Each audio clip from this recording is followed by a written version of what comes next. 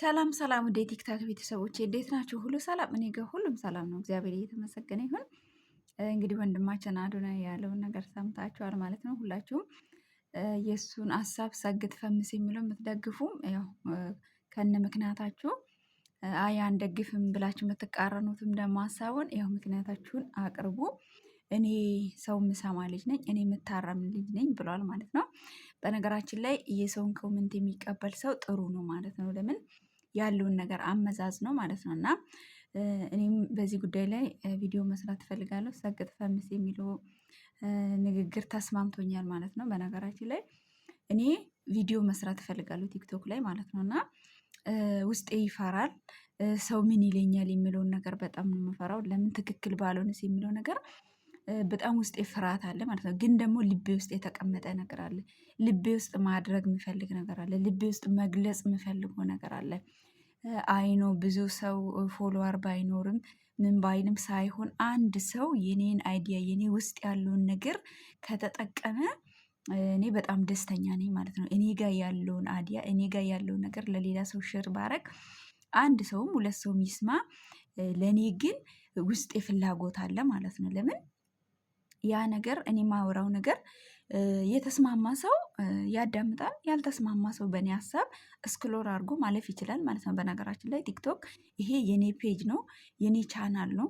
የፈለግኩትን ነገር መናገር እችላለሁ። የፈለግኩትን ነገር ማድረግበት ቻናሌ ነው።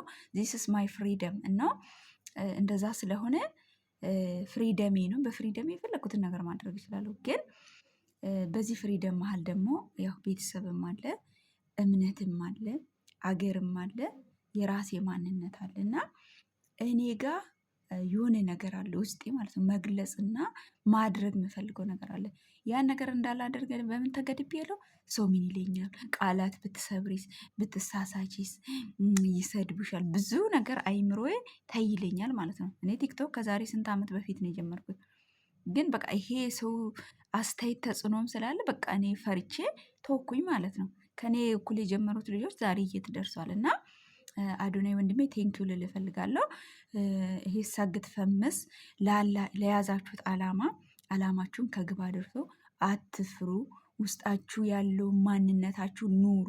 ለሰው ብላችሁ ማይመጥናችሁ ማንነት አትኑሩ ነው። እኔ በዚህ በኩል ነው የተረዳሁት ማለት ነው። ስለዚህ ለምን እኔ የራሴ ማንነት አለ፣ ውስጤ የሚለው ማንነት አለ፣ እኔና ፈጣሪ የምናውቀው ማንነት አለ።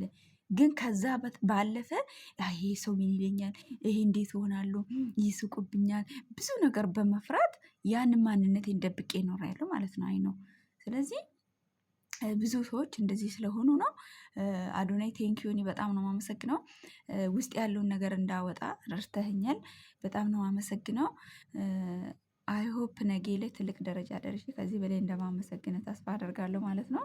ፎሎዋሪ አድጎ ማለት ነው። በዚሁ ደግሞ ቪዲዮ ከደረሰ ቪዲዮን ደግሞ ሪፖስት አድርግልኝ ማለት ነው። እና በጣም ቴንኪዩ ነው የምልህ። እኔ በዚህ በኩል ተረድቻለሁ። ውስጤ የሆነ አላማ አለ፣ ውስጤ የተቀመጠ ነገር አለ። ያንን ከግብ ለማድረስ ግን ፈሪቼ ነበረ። አሁን ግን መፍራቱን ትቻለሁ። ለዓላማ ቆሜያለሁ። ብዙዎቻችን በውጭ ሀገር የሚሆኑ ዲያስፖራዎች የሚሆኑ አረብ ሀገር ያለ ሴቶች የሚሆኑ በቃ የራሳችን ሆነን አንኖርም። በቃ ቤተሰብ ምን ይለናል፣ ዘመድ ምን ይለናል፣ ጎረቤት ምን ይለናል። እስቲል ብዙ ልጆች ናቸው እዚህ ሆኖ በዚህ ጉዳይ እመለስበታለሁ ማለት ነው። በመዳም ቅመሞች ዙሪያ በቃ እየታመሙ እየተጎዱ እንዴት ባዶ እጄን ይመለሳሉ፣ እንዴት በቃ ሰው ምን ይለኛል በሚለው ነገር ሰው ራሱን ሆኖ መኖር አልቻለም ማለት ነው። እና ስለዚህ ሰግጥ ፈምስ የሚለውን ነገር እኔ በእኔ በተረዳሁት በኩል ቪዲዮ መስራት እቀጥላለሁ። እና የማይሆን ደግሞ ጥሩ አይደለም ይሄ ነው ካላችሁም ደግሞ ኮሜንት ስጡኝ ብለሃል ወንድማችን። ያለውን ኮሜንት እንግዲህ ቪዲዮዎችን እየተከታተል ያው እንሰጣለን ማለት ነው። ቴንኪዩ አዶናይ በጣም ነው የማመሰግነው። እኔ በበኩሌ ብዙ ሀሳብ ውስጥ ያለ በዚህ በእኔ ቲክቶክ ላይ ብዙ መግለጽ የምፈልጋቸው ሀሳቦች አሉ። ይሄ ሀሳብ ሁሉ ግን አምቄ ይዤዋለሁ ማለት ነው። ለምን ፍራቻ ማለት ነው። ስለዚህ ወንድም አዶናይ ቴንኪው በጣም ነው የምናመሰግነው፣ በጣም ነው የምንወደው። እንዳልከውም ደግሞ የሰው ኮመንት መቀበልም ደግሞ ጥሩ ነው። ለምን እምነትም አለ፣ ቤተሰብም አለ፣ ብዙ ነገራቶች አሉና ስትሳሳት ደግሞ አይ ወንድማችን ተው ሲሉ ደግሞ ጥሩ ስትሆንም ደግሞ ሲደግፉ ራስንም ከአደጋ ትጠብቃለህ ማለት ነው። እና አደጋም እንዳይደርስብህ የተለያየ ነገሮች ውስጥ እንዳትገባ ኮሜንት መስማቱ ጥሩ ነው። በጣም ወድጄዋለሁ። በጥሩ አንግልም በመጥፎ አንግልም የሰግጥ ፈምስ የሚለውን አስተያየት የሚሰጡትን ነገር እየሰማ ነው እና ለዚህ ደግሞ ትልቅ አክብሮት አለኝ ወንድሜ። ቴንኪው እንወዳሃለን። መልካም ቆይታ